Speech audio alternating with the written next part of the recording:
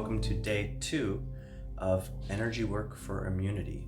So today I'm going to share another movement-based practice, which is about bringing that energy flow up through our bodies and supporting our immune system. Again, these practices have lots of different elements, lots of different facets, but they're all things which individually and together bring a lot of support for our immune system. So today we're going to do a practice called swinging left to right. Very straightforward, nice and easy practice to go through.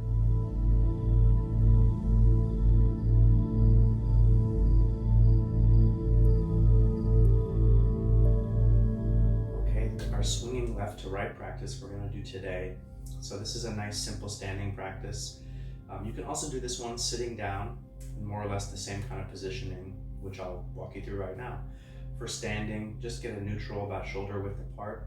We're going to start with just kind of our rooting and our lower body structure. So make sure your knees are a little open and not locked, a little bit open. And we're going to take our pelvis and just sink the hips down and back. It actually feels like a lengthening of the hips through the back of the legs. And let the tailbone tuck under a little bit. So if you don't know what that feeling is like, it almost feels like you could make a little contraction with your lower abdomen and you're pulling the tailbone underneath the perineum a little bit. That's going to lengthen and open the sacrum and the lumbar spine. In Qigong, there's lots of energy connective points there.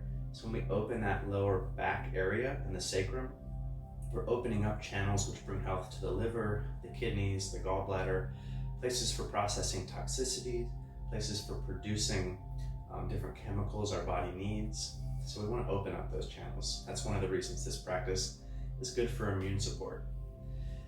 So from that, we kind of get into a position here like we were going to do a forward fold. So the same, if you do a forward fold, you kind of start by lengthening your hips back and then releasing. We're not going to go all the way down like that, but a similar structure of lengthening back, tailbone tucked under, and we're going to release the shoulders here. So my positioning is my spine is kind of straight. If you want to go further, you can bring your spine here. Again, keeping a relatively straight line through the spine. That's why it helps to tuck the tailbone, because it lengthens that lower back, so you can create a nice line. You can be here, you can be here, you can even stay up here. It's just about releasing from the shoulders. And then we just start swinging. And when you're swinging, don't think about moving your arms so much as moving from your hips and your legs. You see I'm shifting my weight a little bit. I'm rocking through my hips. The way you might rock a baby to sleep, right? You're not going to move your arms to rock a baby to sleep. It'll be a little bit more jarring. You create a base of support for a baby with your arms, right? And you keep that base really nice and still and relaxed and move through your lower body. Same, we want to do that same quality of like putting our upper body to that same nice infant, soft sleep relaxation. You know how relaxed infants are, like they're just in their body naturally. So have that same feeling, like you're going to put your own infant self into a restful, calm place.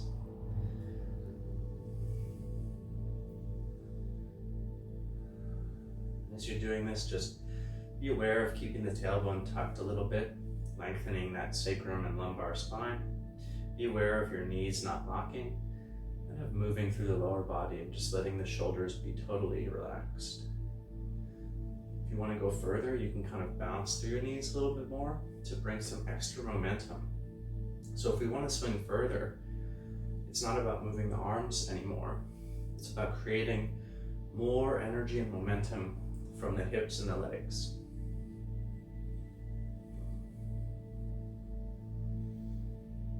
Again, you can come to this kind of position if that's comfortable.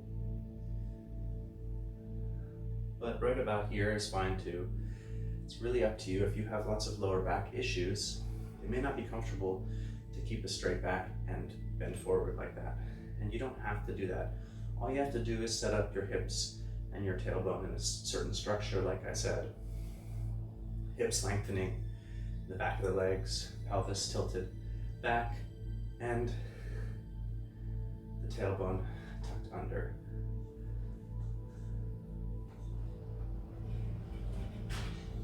And And we're just swinging and releasing. This is a really great way to get the chi flowing through the body, to relax the upper body. And again, through our structure, we're bringing lots of restorative energy flow to those organs I mentioned earlier.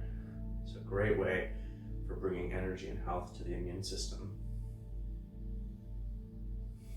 And you can just let it slow down when you're ready, release, but keep your structure for a few moments after you finish. The tailbone tucked under, the hips lengthening through the back.